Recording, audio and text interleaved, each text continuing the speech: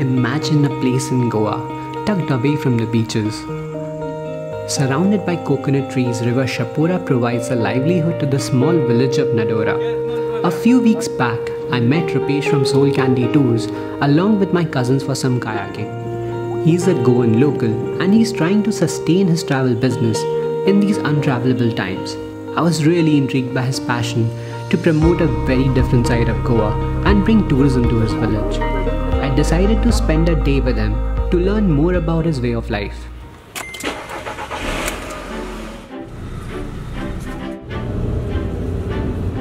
सब सेटिंग अंदर है। हाँ, सब सेटिंग अंदर है।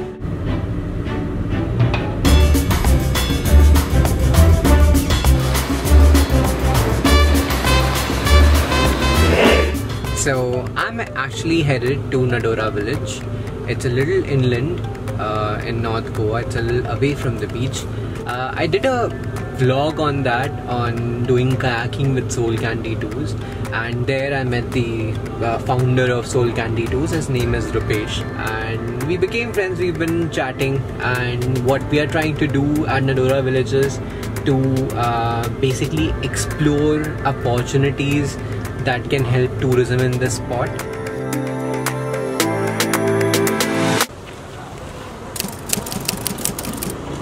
Dada. So you know all the villages here? Yeah, most of it. Small community, right?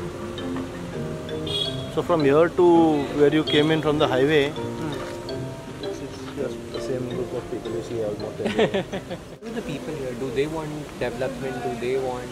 There might be two people out of which one might want, Dubai kind of skyscrapers all over the place. Yeah. And no, just one New York Central Park kind of a thing in the middle of the city. And people like me would want this to be like this till as long as we can. See, it has to reflect with numbers, right? You're not bringing in crazy revenue. You're not getting crazy, number of guests. But you want everything to be concretized. That also doesn't make sense. Now you've been here twice now. Yeah. When you see this place and you see Kalangut, you see the difference, right? This is how Kalangut used to be. Correct. 20, 30 years back. Correct. But now, But I think it's a city now. Yeah, but it's also, I think, high time. Don't you think that people should move away from Baga, Kalangut and really explore other parts? Exactly. But that can't really happen when if the locals aren't on board. See, the locals are always on board as long as they, they see the work happening. So if you tell somebody I'm bringing a road to your, or 4-lane road to your, community, nobody's going to say no. But at the same time, when you, bring a 4-lane road, at the end of which is a builder who's sitting there after buying a piece of land, and now he wants to build a 400-room hotel there. Yeah. So then the villagers are going to say, you played a game with me. You didn't bring that road for me. You brought it for a, that crony capitalist kind of a talk, right? Oh, Roxy. A cute dog. Roxy. Yeah. Friendly. Hey, it's quite friendly. Alright. It'll take some time to get to know you. Yeah. Delhi school. Yeah. These are tiny boat. Dude, beautiful. 24 people are there. Wow. Alright, let's do this. Hi guys, hi Mat.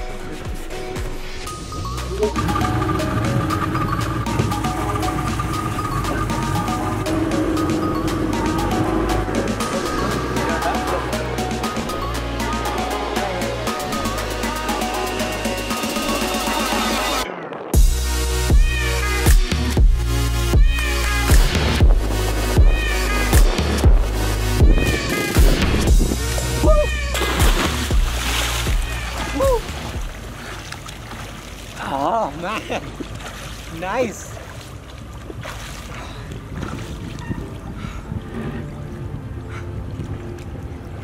As of now, I see, that is what I mean. This is the charm of this place, right? Yeah, look I swear. at this. Beautiful, man. And my favorite part is there are no people here. Even though I had been here twice before, I couldn't believe how breathtaking this place really is. But it was time to ask some important questions. You want tourism? Of course, yes. Of course, yes.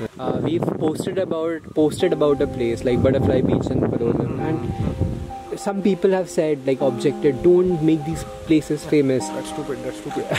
Why do you think it's stupid?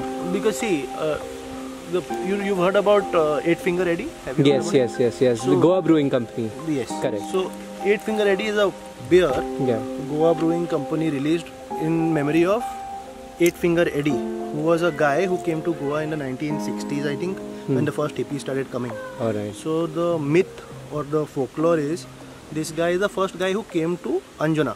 Alright. Okay, and if you go to that Curly's Lane, Hmm. you'll have that memorial there. Eight Finger Eddie was here karke, on this wall. Okay. There's a granite thing. So now this guy was the first guy who came to Goa. He built a shanty out of your coconut leaves and stuff, and he lived there for 3 months.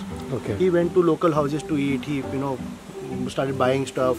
And That did he have whole only se- 8 fingers? Yeah, that is why he was called Eight Finger. Okay. So apparently I have not seen him. So he passed away, I think, in the 2000s. Ah. So, but he was very, very popular. Alright. So that guy basically was the, he was the founding stone for this whole hippie tourism that happened in Goa in the 1970s, Okay. 60s, 70s, 80s. Alright. That time, no Indians used to come here. Yeah. Nobody used to think about coming to Goa. Correct. Not even the rich folk back then Yeah. would come to Goa. So it was a hippie paradise. Yeah.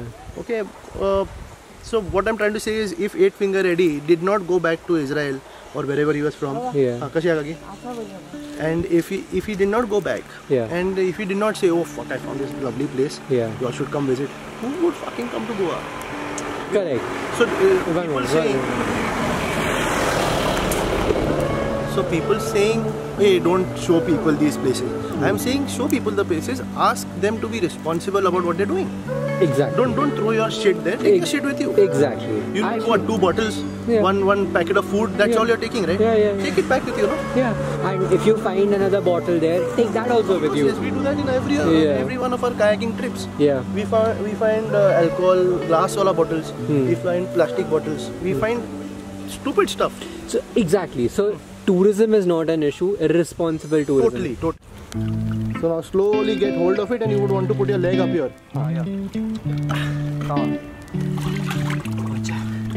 Put your leg here onto this. If you break my motor, I don't know you. That works for both of us. Okay.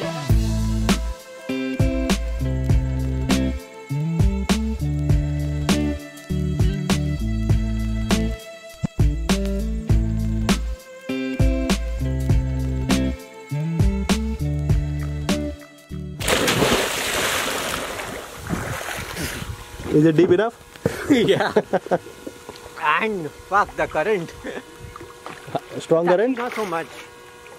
I've seen worse. Yeah, not so much. I'll come back in.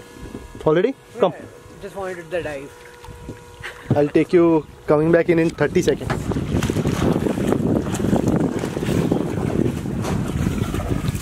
The rotor's off, right? Yeah. So we have bioluminescence also. Sometime around March. Around Holi mostly. Okay. But the problem with that is, it is so difficult to tell people when it is. So if I took a big booking from you for bioluminescence, and we head out, and you see nothing, you're going to say I ripped you off.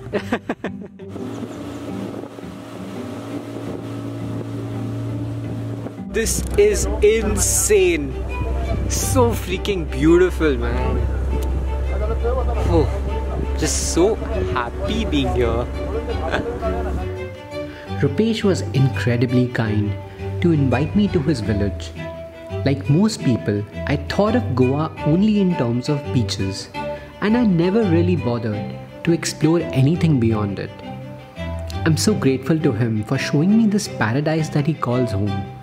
It's now up to us to be responsible tourists and do whatever we can to preserve this paradise, even if it means picking up trash that is not ours. My.